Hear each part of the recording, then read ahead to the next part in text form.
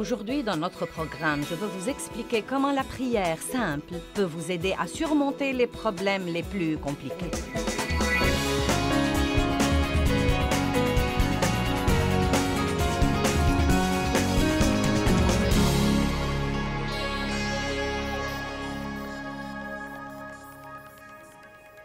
Ce qui compte dans la prière, c'est la sincérité du cœur.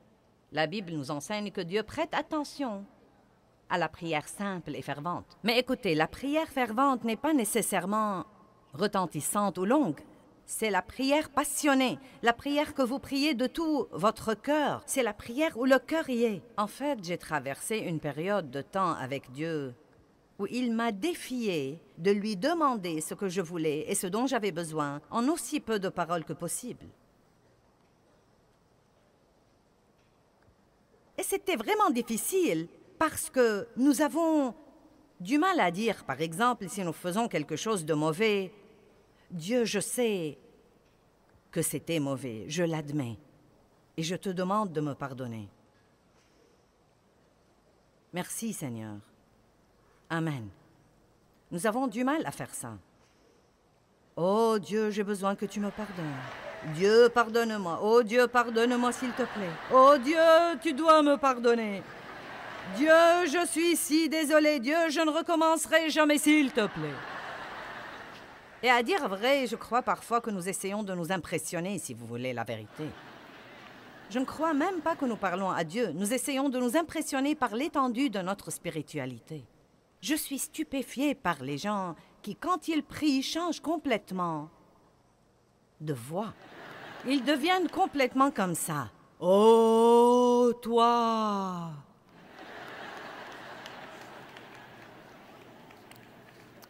Donc, je ne sais pas ce que vous en pensez, mais la prière est une conversation avec Dieu. C'est demander à Dieu de répondre à vos besoins ou aux besoins de quelqu'un d'autre.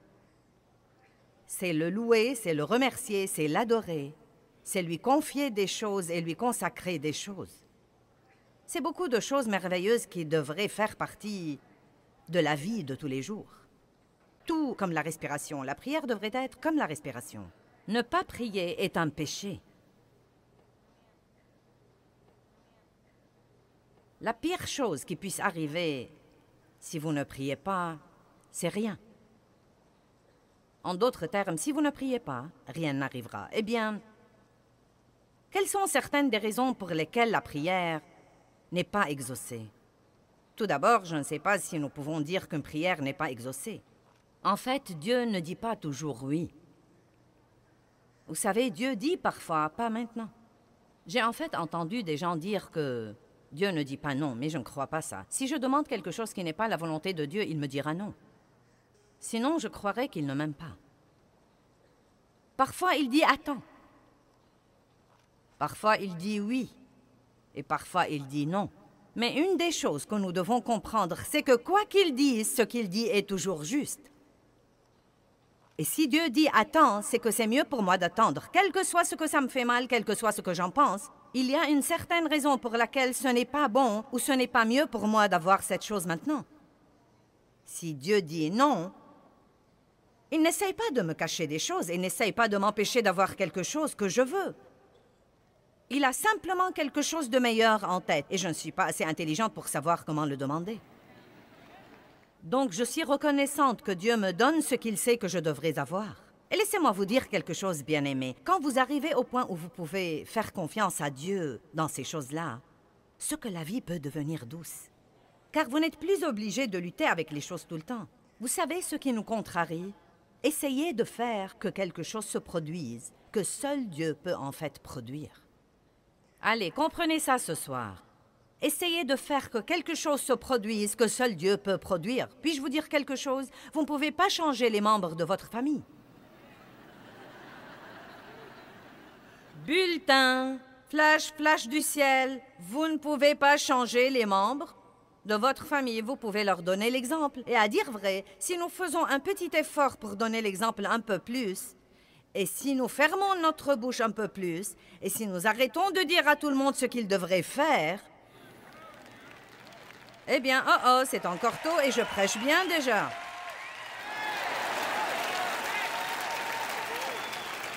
Non, mais la Bible dit que la femme ne peut pas gagner son mari par la parole. Mais elle peut le gagner par sa conduite pieuse et par son attitude pieuse également. Amen. Certains d'entre vous ont entendu parler de Smith Wigglesworth, qui était un grand pasteur.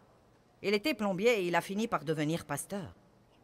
Mais bien avant de devenir pasteur, il avait une femme pieuse et il était méchant avec elle au plus haut degré. Il ne voulait pas qu'elle aille à l'église, mais elle y allait quand même.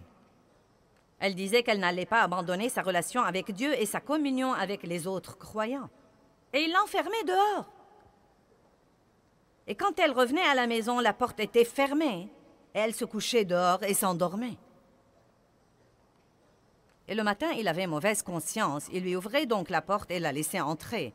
Elle lui disait « Bonjour, Smithy » et elle lui préparait son petit déjeuner. Je sais ce que j'aurais fait, ça n'aurait pas été « Bonjour, Smithy ».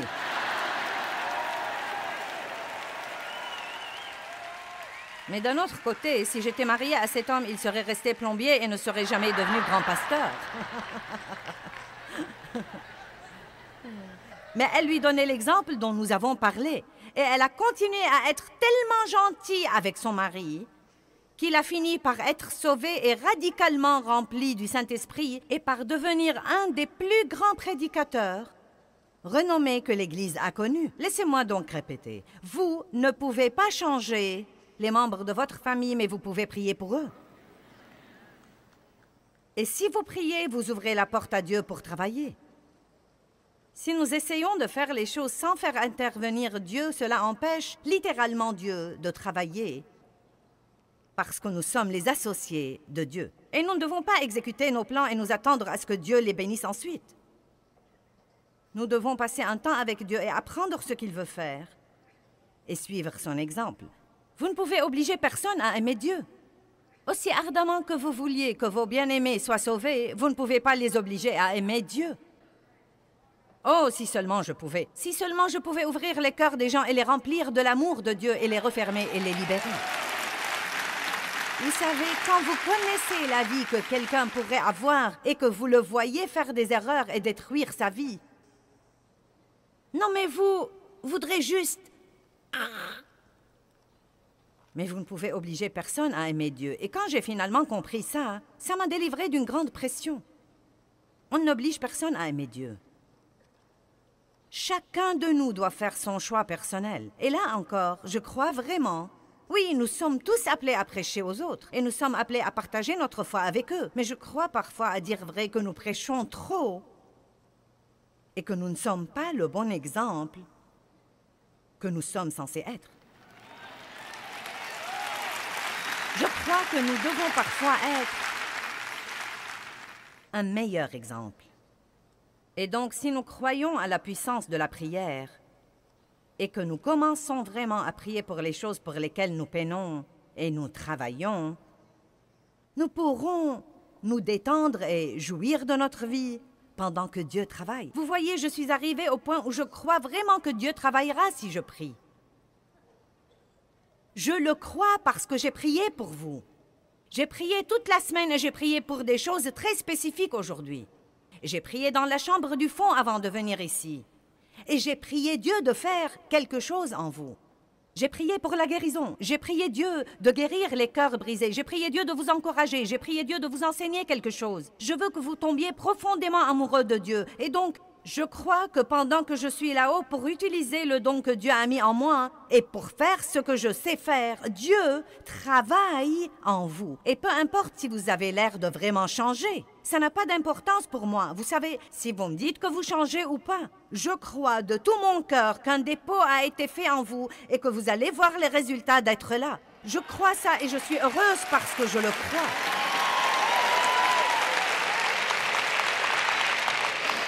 Je suis heureuse au plus haut degré, car je crois en ce moment que je suis au milieu de la volonté de Dieu. Et je crois que ce que je le fais de mon mieux. Et je crois que la parole de Dieu va avoir un effet sur vous. Savez-vous quand j'étais malheureuse?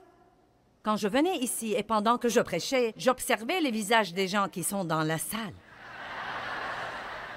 Quelqu'un faisait...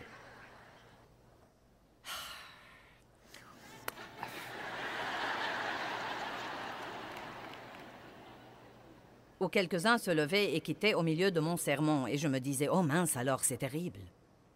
C'est horrible, j'ai le mauvais message. Non, non, non, non, non. Non. Vous devez croire que Dieu travaille quand vous priez. Je suis maintenant arrivée au point où si quelqu'un quitte quand je prêche, je me dis, tu rates un bon message. Non, mais vous devez avoir un peu de confiance. Arrêtez de laisser vos circonstances vous gouverner. Puis-je vous dire quelque chose? Regardez-moi. Vous n'avez pas assez de temps à perdre sur cette terre à être malheureux. Bonjour. J'ai dit que nous n'avions pas assez de temps à perdre sur cette terre à être malheureux. Et vous savez, quand vous avez 13 ou 14 ou 20 ou 25 ans, vous croyez que vous avez du temps à perdre. Mais quand vous commencez à avoir 50 et 60 et 61 et 62 et 63 et Dave a 66 ans... Quand vous vieillissez comme ça, quand vous prenez de l'âge... Non, sérieusement, vous savez quoi? Plus vous vivez, plus vous réalisez que vous n'avez plus de temps à perdre.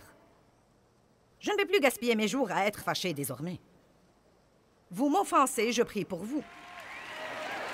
Vous me blessez, je prie quand même pour vous.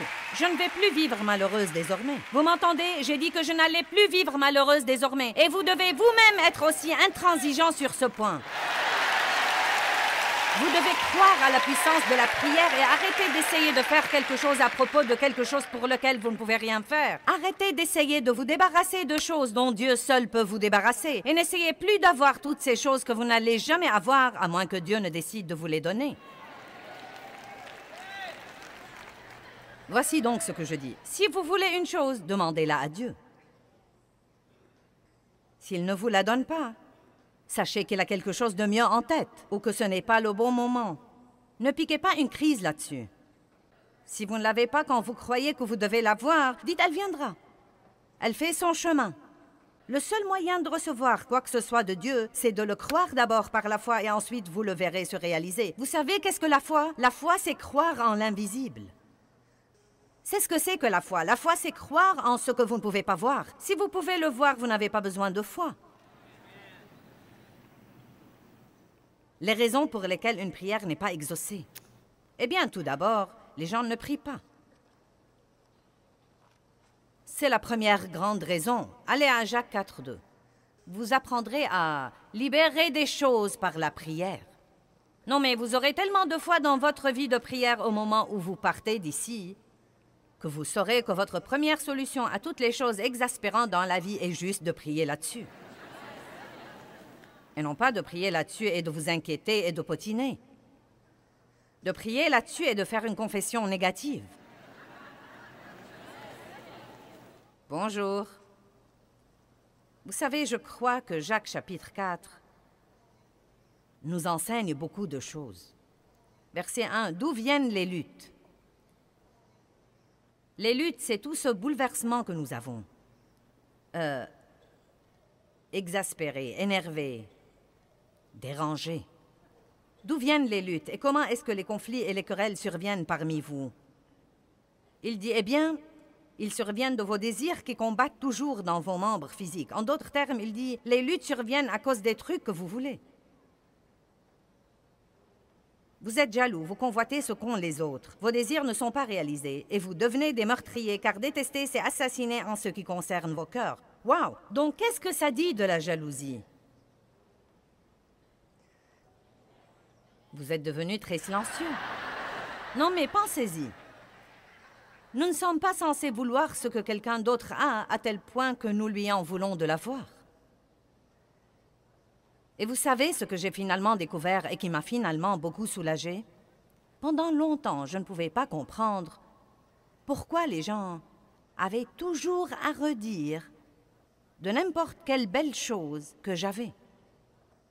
Quand vous êtes exposé à l'opinion publique, tout le monde se mêle de vos affaires. Et si vous avez une belle voiture, quelqu'un dira « Je ne crois pas que tu dois la conduire. » Si vous faites ceci, je ne crois pas.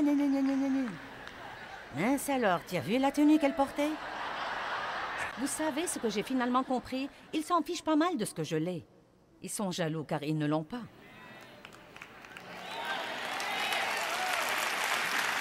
Et il en va de même pour vous, vous savez. Vous achetez une jolie maison, et certains de vos amis seront jaloux et médiront de vous. C'est juste parce qu'ils veulent une maison comme vous, mais ils ne savent pas comment s'y prendre pour l'avoir. Il dit ici, d'où viennent les luttes? Qu'est-ce qui nous garde vexés? Je n'ai pas le temps d'être contrarié par ce que quelqu'un d'autre a. Nous n'allons pas comparaître devant Dieu à la place des autres. Chacun va comparaître devant Dieu et rendre compte pour lui-même. Chaque homme comparaîtra devant Dieu et rendra compte pour lui-même. Nous ne devons pas nous inquiéter de ce que quelqu'un d'autre fait ou ne fait pas, ou de ce qu'il possède ou ne possède pas, ou de ce qu'il dépense ou ne dépense pas, ou de ce qu'il a ou n'a pas. Car nous n'allons pas répondre de lui. Nous nous épargnerons d'ennui si nous nous occupons de nos affaires. Vous brûlez de jalousie et de colère et vous n'avez pas le contentement et le bonheur que vous voulez. Vous avez des querelles et des luttes. Et franchement, il y a environ 20 ans, la phrase suivante a changé ma vie. Vous ne possédez pas parce que vous ne demandez pas. Quel beau verset. Vous ne possédez pas parce que vous ne demandez pas. Et je me suis rendu compte, ce jour-là, il y a une bonne vingtaine d'années, quand je lisais ce verset et que j'étais une jeune chrétienne et une jeune ministre, frustrée, et j'essayais de faire que toutes ces choses se produisent, et elles ne se produisaient pas, et j'essayais de faire grandir mon ministère, et de faire ceci à mon mari, et cela à mes enfants, et quelque chose d'autre aux autres. Je me fâchais contre les gens parce qu'ils n'ont pas aimé ceci ou cela. Et c'était un soulagement pour moi d'entendre Dieu dire « Tu n'as pas parce que tu ne demandes pas. Tu essayes de faire que quelque chose se produise au lieu de me le demander et de te fier à moi pour avoir les meilleures choses qui soient. » Allons à Ésaïe 65.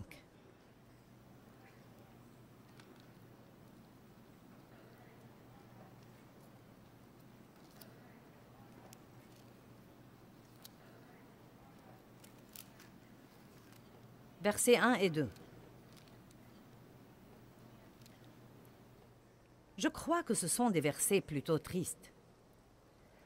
Il dit « J'étais prêt à être recherché de ceux qui ne demandent pas. » Vous voyez le tableau où Dieu attend que quelqu'un lui demande? J'étais prêt à être recherché de ceux qui ne demandent pas. J'étais prêt à être trouvé par ceux qui ne me cherchent pas.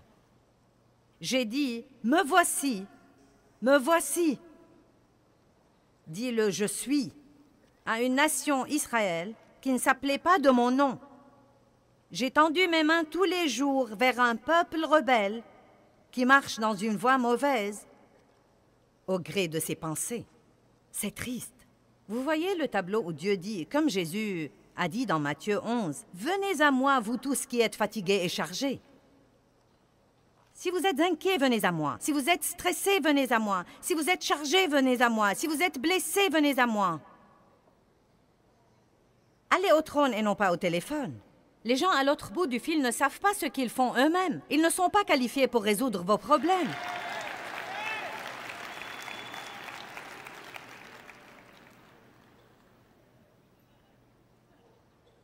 N'est-ce pas un verset génial? J'étais prêt à être recherché de ceux qui ne demandent pas. J'ai dit, me voici, me voici. Mais personne ne m'a cherché. Dieu est un bon Dieu. Hébreux 11:6 dit, sans la foi, il est impossible de plaire à Dieu. Et celui qui s'approche de lui doit croire deux choses, que Dieu est et qu'il est le rémunérateur de ceux qui le cherchent diligemment. Dieu est un bon Dieu. Il attend pour vous faire des choses. Mais vous devez les lui demander. Ne vous fâchez pas contre votre patron qui ne vous donne pas la promotion que vous voulez. Avez-vous jamais pris la peine de la demander à Dieu? Peut-être que ce n'est même pas ce dont vous avez besoin. Qui sait, peut-être que Dieu essaye de vous faire quitter ce travail stupide de toute façon pour aller travailler ailleurs. Et vous craignez de ne pas pouvoir gagner autant d'argent ailleurs. Ça me surprend combien de gens mènent une vie qu'ils détestent parce qu'ils ont peur de faire quelque chose d'autre.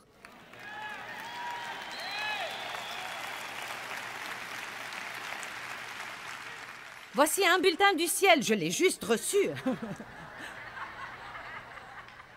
Vous ne pouvez pas suivre le Saint-Esprit et ne pas être heureux. Si vous décidez de suivre le leadership du Saint-Esprit, vous êtes censé être heureux parce qu'il ne va pas vous mener à la misère. Il va vous mener à la justice, à la paix et à la joie dans le Saint-Esprit parce que le royaume de Dieu, c'est ça. Ça alors, le psaume 2:8 dit « Demande-moi et je te donnerai les nations pour héritage. » Demande-moi et je te donnerai les nations. Ce n'est pas pour moi, je ne suis qu'une ménagère. Ce n'est pas pour moi, je ne suis qu'un mécanicien de camion. Ce n'est pas pour moi, je ne suis qu'un éboueur. Eh bien, vous savez quoi? Ce sont tous des travaux très importants. Mais mince alors, vous pouvez prier pour les nations et vous pouvez prier Dieu de vous donner vos voisins et de vous donner les nations. Si vous n'allez pas prier des prières hardies, vous n'allez jamais rien avoir de Dieu. Vous pouvez avoir un peu, car si vous priez pour un peu, vous pourriez avoir un peu. Mais je préférerais prier pour beaucoup et en avoir la moitié plutôt que d'avoir le peu. Pourquoi donc ne pas prier hardiment? C'est la deuxième raison que j'ai ici pour laquelle les gens croient que leurs prières ne sont pas exaucées ou ne sentent pas que la prière produit grand-chose dans leur vie. C'est que les gens ne prient pas hardiment. Eh bien, Dieu, si tu me fais juste ceci, Dieu, si tu me fais juste cela, je ne veux pas exaspérer personne, j'essaie juste de donner un coup de pied à une vache sacrée, là. Si vous vous écoutez prier ou si vous écoutez tous les autres prier, les gens utilisent constamment le mot « juste ». Dieu, si tu peux juste nous aider. Dieu, si tu peux juste nous oindre. Dieu, si tu peux juste répondre à ce besoin. Dieu, si tu peux juste être là avec nous. Et cela m'a dérangé un jour et j'ai cherché le mot « juste » et il veut dire à peine assez pour se débrouiller. C'est ce qu'il veut dire, à peine assez pour se débrouiller. Mais écoutez-moi, non mais même en le sachant, j'ai vraiment du mal à l'enlever de mes prières. Et je crois que c'est cette attitude innée en nous comme quoi, eh bien, ne vous avisez pas de trop demander à Dieu. Eh bien, Dieu, veux-tu me pardonner juste cette fois? Pourquoi ne pas dire, Dieu, pardonne-moi cette fois, et demain j'aurai besoin que tu me pardonnes encore une fois? Car c'est bien la vérité et Dieu la connaît déjà. Pourquoi ne commençons-nous pas à être des gens réels avec un Dieu réel qui sait tout sur nous? Devinez quoi? Vous ne surprenez pas Dieu. Il savait ce qu'il aurait quand il vous a appelé. Je dis toujours, après que Dieu m'ait appelé au ministère, il n'a pas regardé Jésus une semaine plus tard pour lui dire « Oh non, maintenant qu'allons-nous faire ?» Je me rappelle la femme à qui j'ai parlé dans le magasin. Elle était employée là. Et je lui posais des questions sur sa rémunération. Touches-tu une commission ou un salaire? Comment est-ce que ça marche? Et elle m'a dit, eh bien, en fait, je touche un salaire. Mais elle a dit, je dois faire mon quota pour garder mon travail. Je lui ai dit, ça va pour toi? Elle a dit, non, en réalité, je suis très effrayée en ce moment, je n'ai pas fait mon quota. Et on m'a déjà réprimandé 2 ou 3 fois. Eh bien, la femme était chrétienne, nous parlions du Seigneur. Elle m'a reconnue de la télé et donc nous parlions. Elle a été à l'église toute sa vie et je lui ai dit, tu pries Dieu de trouver grâce aux yeux des gens pour que quand ils viennent acheter des trucs ici, qu'ils viennent à toi pour se renseigner? Et elle m'a dit, eh bien, ce ne serait pas bien, n'est-ce pas? Elle a dit, c'est ce que la femme a dit et elle a été dans l'église toute sa vie. Ce n'est pas juste de prier pour l'argent. J'ai dit, en as-tu besoin?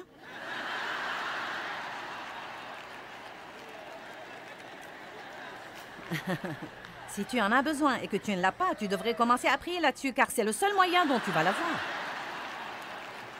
La Bible dit, « Et mon Dieu pourvoira à tous mes besoins. »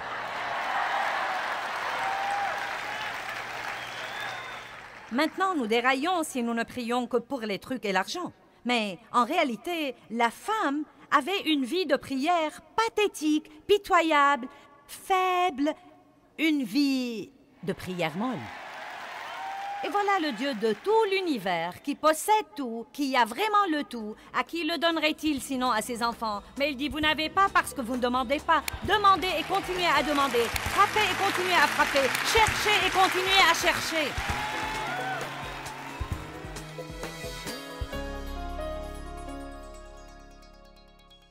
Eh bien, Jacques 4,2 dit, vous n'avez pas parce que vous ne demandez pas. Et ça m'a vraiment changé la vie quand j'ai découvert que je ne devais pas travailler aux choses et essayer de faire qu'elles se produisent et que je pouvais les demander à Dieu.